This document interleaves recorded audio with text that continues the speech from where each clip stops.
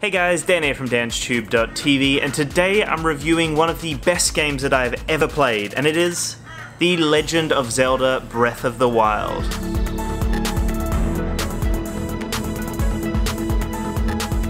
Why is the Breath of the Wild one of my favourite games of all time? Now, I'm playing this on the Nintendo Switch, and the experience has just been wonderful so far. You have an open landscape of exploration, you have so many random events, so much nostalgia crammed into this open world survival RPG that touches on all of my heartstrings and really gave me the most satisfying gaming experience in a long time. I absolutely love the Breath of the Wild. The name is very fitting, seeing as it is a wild experience. Now, everything in the wilderness has a personality. You have physics that are at play and gameplay mechanics that make everything feel very real. So you have hot and cold landscapes or terrains that you can explore to. If you go to a hot environment, for example, and you kill some sort of animal, then the meat will be seared. It will be ready to be eaten.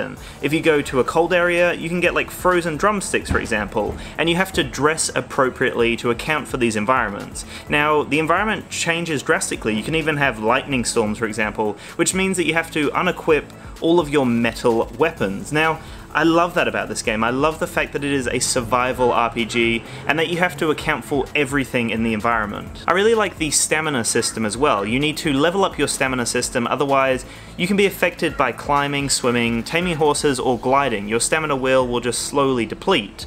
So that again makes it feel like a survival game. You need to ensure that you balance everything, you've got a strategy behind it. So instead of just gliding across a mountain face, you need to be mindful of, will I actually make it, or will I crumble and fall to my death? Now, that's something that you need to be mindful of, and something that is really easy to overcome with the upgrade system, which is progressive and enjoyable. And when it gets onto the mission structure in this game, I really like it. The main 4 dungeons, as people are complaining about, the divine beasts, are really satisfying and they have varying gameplay. But then you have many other main quests, side quests, you have shrines, you have towers, you have hidden nostalgia throughout the game, and there are so many things to explore. You can't walk past any sort of open crevice without exploring inside of it, or going up to the top of a mountain, or going to the top of a tower. It's just so inviting and enticing to loot all of these areas and to find some really cool items. Now, moving on to the items, pretty much everything is destructible, which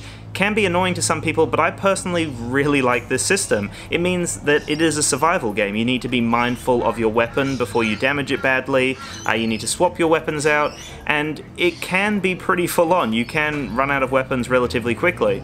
The Master Sword doesn't break, which is fantastic, but it does have a cooldown, so you have to unequip it, use something else while it cools down. And the Hylian Shield, these are 2 like nostalgic weapons that you need to find. The Hylian Shield can actually break, but apparently you can repair it later on. So they're the 2 weapons, I guess, outside of that boundary, but everything else is destructible, so you need to be mindful when you're using your weapons and when you're fighting enemies. The enemies actually really made this game for me. They have amazing AI mechanics, and they're actually relatively smart. They actually counter you, they flank you, they rush you, and they're really smart. They have interesting mechanics. They even use each other for certain things. They'll pick up a skull of one of their amigos and they'll throw that skull at you, or they'll pick up a rock and throw it at you if you've unequipped them.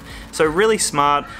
It's challenging as well. You have different AI types and they've all got their own unique thing that you need to focus on. And when it comes to counteracting all of these different attacks, you have really satisfying counters as well. You have a parry where you can knock some sort of weapon away or some sort of projectile away. You also have the backflip dodge or the side dodge, and that will slow down time and allow you to fury attack. So really satisfying mechanics, and these, when I found out about them, they are just still that satisfying to this day when you nail one perfectly. It's a challenging fighting mechanic, but it's fun. It's really fun. And on the Switch itself, it feels really good in both portable mode and with the grip on. I feel like I can play it for hours on end. I constantly have to charge it, and I feel comfortable. So it's a game that you can sink your teeth into. I'm still excited to pretty much take on all the shrines now, finish all of the side quests, and explore this world because it's beautiful and there's so much to explore. I enjoyed all of the characters that I stumbled across, and the AI types, some of them were terrifying, some of them were just measly little types that I knew I could bowl over relatively quickly, and that variation of challenge and satisfaction from taking down a large mob of enemies or taking down a boss it's a perfect balance. They've done a great job with this open world game.